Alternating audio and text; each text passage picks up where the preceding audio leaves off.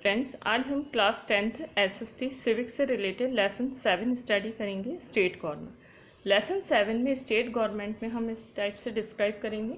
सबसे फर्स्टली हम डिस्क्राइब करेंगे कि प्रेजेंटली 7 स्टेट में बाईकैम्परल लेजिस्लेचर है। बाईकैम्परल लेजिस्लेचर का मीन्स होता है जिसमें लेजिस्लेटिव असेंबली और लेजिस्लेटिव काउंसिल होते हैं, उसमें बाईकैम्परल लेजिस्लेचर होता है।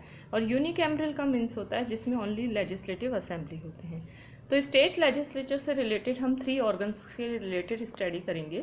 गवर्नर, स्टेट लेजिस्लेटिव असेंबली जिसे हम फर्स्ट और लोअर हाउस भी कहते हैं, और लेजिस्लेटिव काउंसिल जिसे हम सेकंड और अपर हाउस भी कहते हैं। सबसे फर्स्टली हम डिस्क्राइब करेंगे formation of the legislative assembly.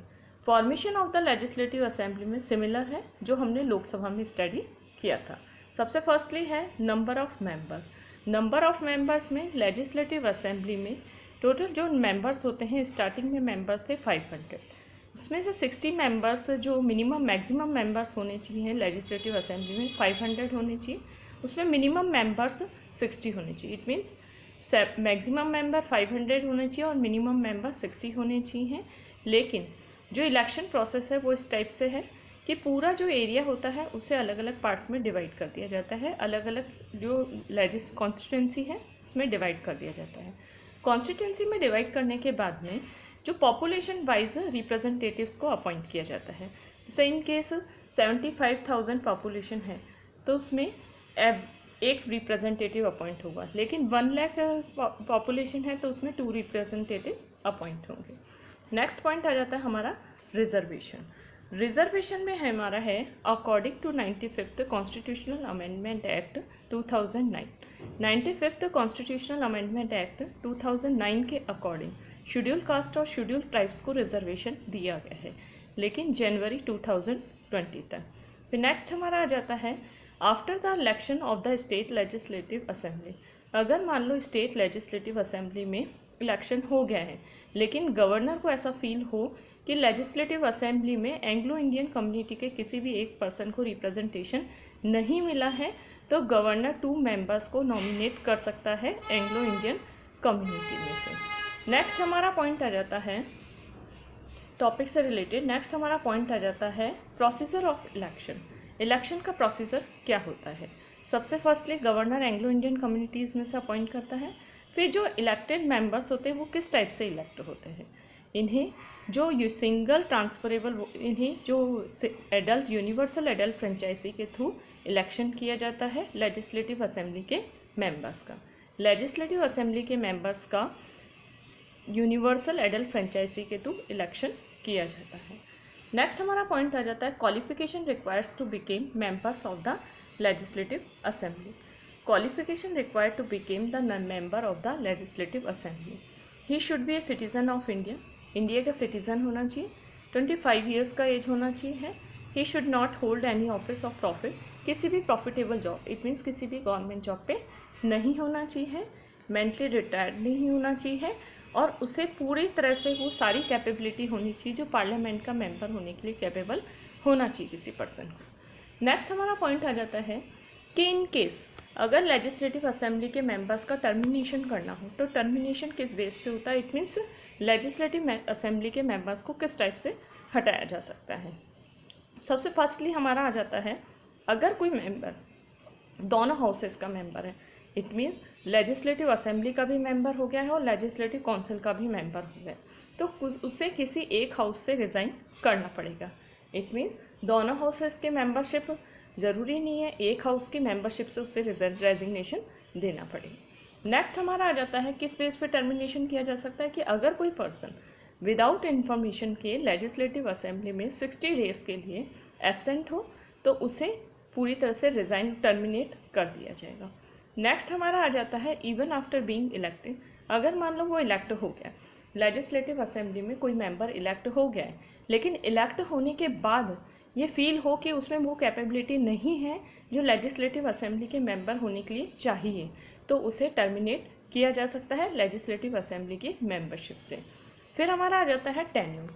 Legislative assembly के मेंबर्स का टेन्योर कितना होता है?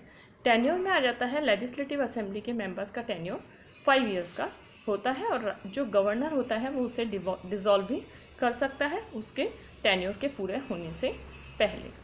नेक्स्ट हमारा टॉपिक आ जाता है ऑफिसर्स। जो लेजिस्लेटिव असेंबली के ऑफिसर्स होते हैं वो होते हैं स्पीकर और डिप्टी स्पीकर। लेजिस्लेटिव असेंबली के मेंबर अपने में से ही स्पीकर और डिप्टी स्पीकर्स को अपॉइंट करते हैं। नेक्स्ट हमारा आ जाता है powers and the functions of the speaker. Powers and the functions of the speaker similar है जो सेंट्रल गवर्नमेंट में स्पीकर की पावर्स और फंक्शन थे। सबसे फर्स्ट है हमारा speaker presides upon the meeting. Speaker presides upon the meeting legislative assembly and conduct the proceeding to house है। सबसे फर्स्टली स्पीकर होता है वो लेजिस्लेटिव असेंबली की मीटिंग को प्रिसाइड्स करता है, इट मीन्स चेयरमैनशिप करता है। नेक्स्ट हमारा पॉइंट आ जाता है स्पीकर की पावर से रिलेटेड ही। जो स्पीकर्स होता है वो पूरी तरह से लॉ एंड ऑर्डर को मेंटेन करता है इन लेजिस्लेटिव असेंबली। नेक्स्ट हमारा क्वेश्चन आ जाता है any member of the house का कोई भी मेंबर स्पीकर की परमिशन के बिना बोल नहीं सकता है। नेक्स्ट हमारा पॉइंट आ जाता है कि ही या she accept the question to be valid. अगर मान लो इन केस अगर कोई मेंबर है वो ऐसे वर्ड्स बोल रहा है जो लेजिस्लेटिव असेंबली के रेस्पेक्ट के अगेंस्ट है तो स्पीकर उसे पनिश कर सकता है। नेक्स्ट हमारा आ जाता है कि कोई भी बिल मनी बिल है या नहीं, ये डिसाइड करने का वर्क भी स्पीकर ही करता है। अब हम अपने नेक्स्ट टॉपिक पे आ जाते हैं बेटा कि formation of the legislative council. Legislative council का फॉर्मेशन अभी हमने ऊपर लेजिस्लेटिव असेंबली का फॉर्मेशन पढ़ा था, अब हम लेजिस्लेटिव काउंसिल का फॉर्मेशन स्टडी करेंगे। सबसे फर्स्टली हमारा आ जाता है number of member. Legislative council के जो भी फॉर्मेशन है उसमें नंबर ऑफ मेंबर सबसे फर्स्टली आ जाते हैं। सबसे फर्स्टली है लेजिस्लेटिव काउंसिल को अपर हाउस कहते हैं और सेकेंड हाउस भी कहते हैं। It has been provided in the constitution that the number of the member of the legislative council of each state will not be more than 1/3 of the members of the legislative assembly। Students legislative council में member ज़्यादा नहीं होने चाहिए, legislative assembly के 1/3 member से ज़्यादा नहीं होने चाहिए। इट मीन अगर लेजिस्लेटिव असेंबली 500 मेंबर्स हैं तो लेजिस्लेटिव काउंसिल में 1/3 मेंबर होने चाहिए 500 का। फिर नेक्स्ट हमारा आ जाता है election and the nomination of the members. Students legislative assembly के काउंसिल के मेंबर्स का नॉमिनेशन इस टाइप से होता है। सबसे फर्स्टली हमारा है 5th 6th members of the legislative council are elected and the remaining about 1/6 members are nominated. It mean 5th 6th members होते हैं लेजिस्लेटिव काउंसिल के वो पीपल्स के थ्रू इलेक्ट होते हैं। इसके अगेंस्ट जो रिमेनिंग पार्ट है 1/6 मेंबर्स का वो गवर्नर नॉमिनेट करता है। सबसे फर्स्टली है लेजिस्लेटिव असेंबली में कौन कौन से मेंबर्स का रिप्रेजेंटेशन होता है।